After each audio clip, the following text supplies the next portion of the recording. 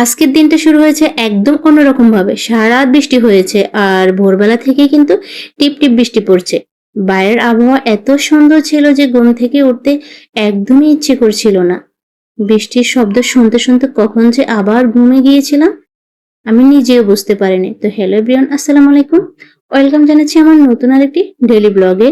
তো হঠাৎ যখন ঘুম ভাঙলো তখন ঘড়ির দিকে তাকিয়ে দেখি অনেক দেরি হয়ে গিয়েছে। মনে হচ্ছিল আজকে পুরো রুটিনটাই নষ্ট হয়ে গেল। তাড়াতাড়ি উঠে ফ্রেশ হলাম আর ঘরটাও একটু কিন্তু গুছিয়ে নিলাম। জানলার পাশে দাঁড়িয়ে কিছুক্ষণ বৃষ্টি দেখছিলাম। ভেজা মাটির গন্ধ আর ঠান্ডা বাতাস, সত্যি মনটা অনেক বেশি ভালো হয়ে যায়। এটা কিন্তু ভাষায় প্রকাশ করার মতো না। এরপর ভাবলাম আজ কি করা যায়।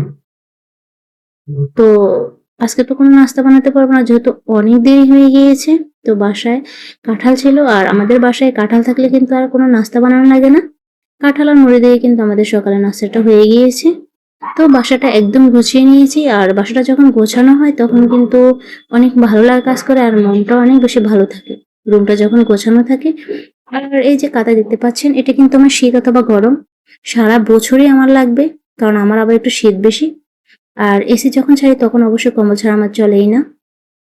যাই হোক, তো এরপর ভাবলাম আজ কি করা যায়। ঠিক তখনই দরজার পাশে কিন্তু দাঁড়িয়ে আছে আপনাদের ভাইয়া। তার হাতে ছিল একটি পার্সেল। সত্যি বলতে আমি একদম আশা করিনি।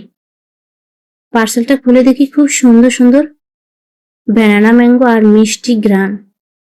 ফলগুলো এত বেশি সুন্দর ছিল আর এত বেশি ফ্রেশ ছিল, আমি তো পুরোই অবাক। এই একটা কথাই আমার পুরো দিনটাকে সুন্দর করে দিল। আসলে দামি উপহারের চেয়ে মানুষের ভালোবাসা আর যত্ন অনেক বেশি মূল্যবান। ছোট ছোট এমন মুহূর্তগুলো জীবনের সবচেয়ে বড় সুখ হয়ে থাকে। আর এই ছোট সুখটা দিয়েছে আমার ছোট ভাই। সে আমার জন্য এই যে ম্যাঙ্গো ব্যানানাটা পাঠিয়েছে, এটা কিন্তু ভীষণ ভালো ছিল আর অনেক বেশি ফ্রেশ ছিল। তো ভাবলাম আজকে বৃষ্টি ভেজা সকালটা হয়তো একটু দেরিতে শুরু হয়েছে, কিন্তু শেষ পর্যন্ত দিনটা অনেক বেশি সুন্দর হয়ে গেল, কারণ দিনের শুরুটা হয়েছে পরিবারের ভালোবাসা দিয়ে। জীবনে এমন মানুষ থাকলে ছোট ছোট মুহূর্ত অনেক বড় আনন্দ হয়ে যায়।